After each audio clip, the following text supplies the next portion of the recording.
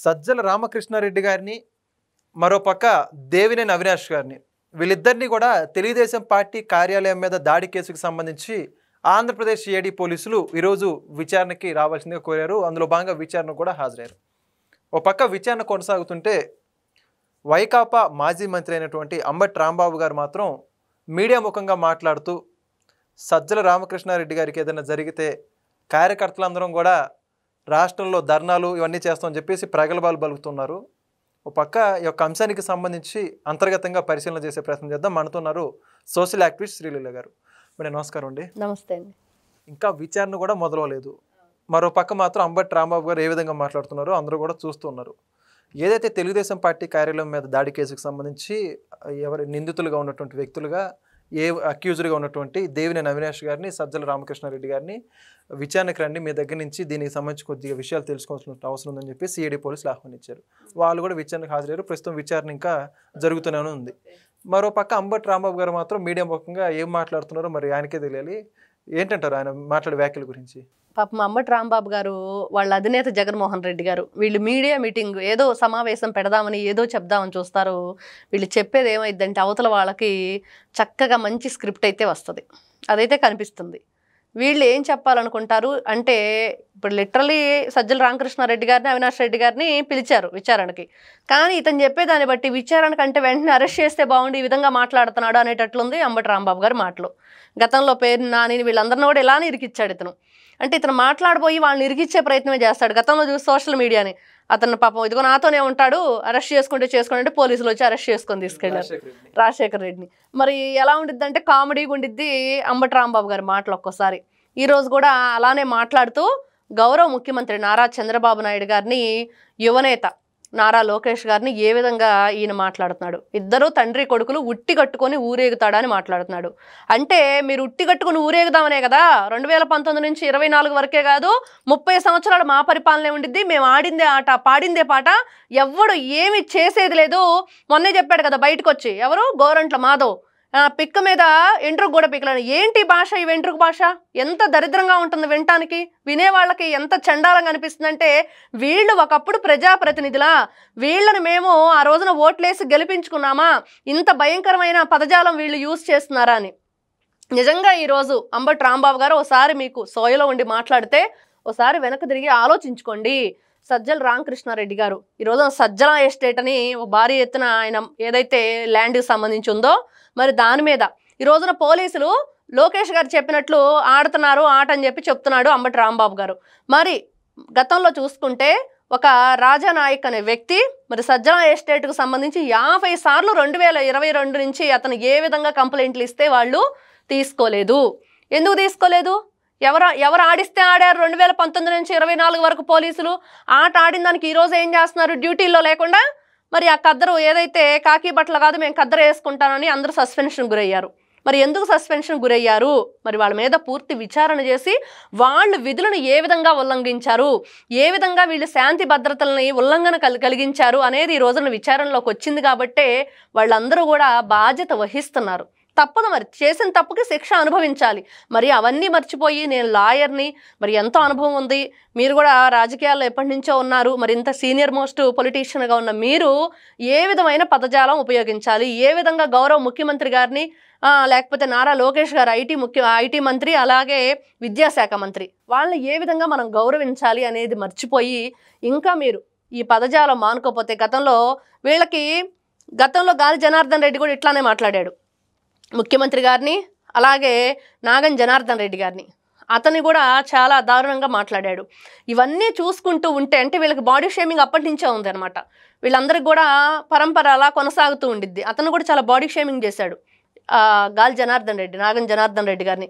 కానీ ఆయన మాత్రం చాలా మంచిగా పోరాటం చేశారు. ఈ రోజున విజయం గెలిచింది, న్యాయం తరపున న్యాయస్థానం నిలబడి తీర్పిచ్చింది. అదేవిధంగా ఈరోజు చూసుకుంటే సజ్జల రామకృష్ణారెడ్డి సకల శాఖ మంత్రి, అసలు ఆయనకు తెలియకుండా ఏది జరగదనేది ప్రతి ఒక్కరికి తెలిసిన విషయం.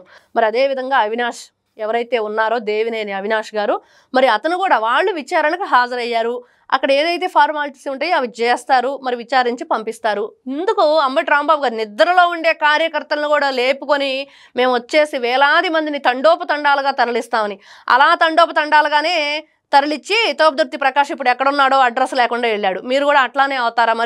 మరి అలా చేస్తే మరి ఆ విషయంలో రాప్తాడు హెలిప్యాడ్ విషయంలో తండోపతండాలుగా తరలిస్తున్నాము, అసలు మా జననేత వచ్చాడంటే అసలు జనాలకి మీరు అసలు సెక్యూరిటీ కూడా తట్టుకోలేదు అని చెప్పేసి ప్రగల్భాలు పలికి హెలిప్యాడ్ దగ్గరకు వదిలేసి తర్వాత ఏం చేశారు?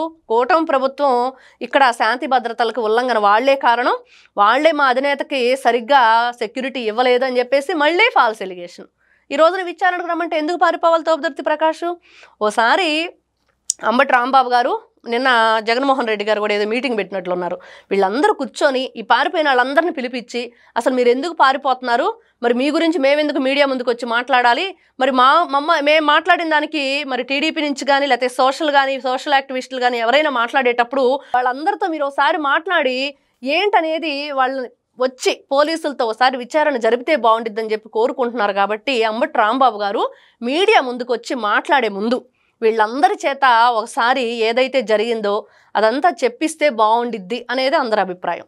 ఓకే, మరి ఎక్కడ కూడా ఈ యొక్క అంబటి రాంబాబు గారు సజ్జల రామకృష్ణారెడ్డి గారిని విచారణకు ఎందుకు పిలిచారు, దేవినేని అవినాష్ గారిని ఎందుకు విచారణ పిలిచారు, ఆ అంశం గురించి ఎందుకు ప్రస్తావించలేదంట? ప్రస్తావించరు. ఈ రోజున చూస్తే మీరు స్వర్ణలత ఆవిడ ఒక పోలీసు డిపార్ట్మెంట్లో ఉన్న వ్యక్తిగా ఏం చేస్తున్నారంటే ఫోన్ కాల్స్ చేసి బెదిరింపులకు పాల్పడి, మనం ప్రతిరోజు మనం ఫోన్ కాల్ చేస్తే ఒక మెసేజ్ వాయిస్ వినిపిస్తుంది ఏంటంటే సైబర్ క్రైమ్ నేరగాళ్ళు ఉన్నారు జాగ్రత్త అని. మరి అదేవిధంగా ఆవిడ అట్లాంటి సైబర్ క్రైమ్కి పాల్పడితే పోలీసులు విచారణ చేపట్టారు. ఎవరు ఈ బ్యాచ్ అంటే ఆ బ్యాచ్కి పోలీస్ ఆఫీసరే అధినేత. చూసి షాక్ అయ్యారు.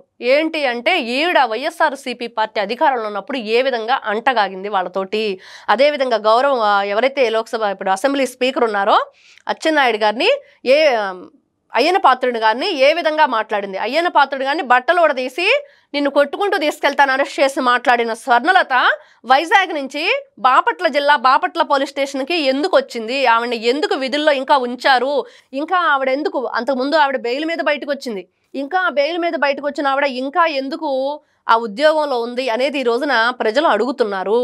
ఈ విధంగా ప్రజల్ని ఇబ్బంది పెడుతూ ఒకసారి తప్పు చేసి పట్టుబడి మరి జైలు శిక్షలు ఉండి బెయిల్ మీద బయటకు వచ్చి అదే తప్పు చేస్తున్న వీళ్ళందరూ ఎటువైపు చూపిస్తున్నాయి అంటే వైఎస్ఆర్సీపీ పార్టీ వీళ్ళని పెంచి పోషించింది.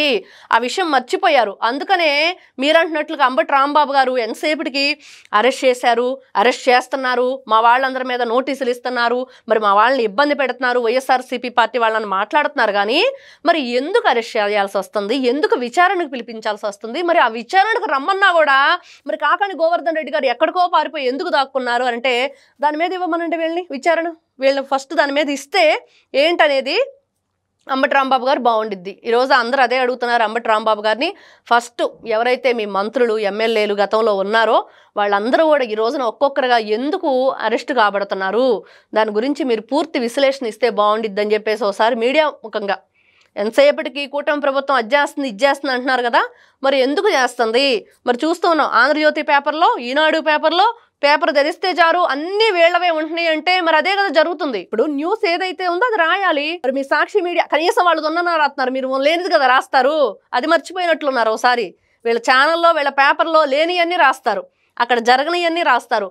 కాబట్టి వీళ్ళందరూ కూడా ఒకసారి కూర్చొని ఆలోచించుకొని చేసిన తప్పుకి శిక్ష తప్పదు. కాబట్టి ఒకసారి మాట్లాడే ముందు విచక్షణ మర్చిపోయి మాట్లాడకుండా అక్కడ గౌరవప్రదంగా ప్రజాప్రతినిధులుగా ఉన్న వాళ్ళకి గౌరవంగా మాట్లాడితే బాగుండిద్ది అనేది అభిప్రాయం. Thank you. నమస్తే. Please subscribe to Leo News for more videos.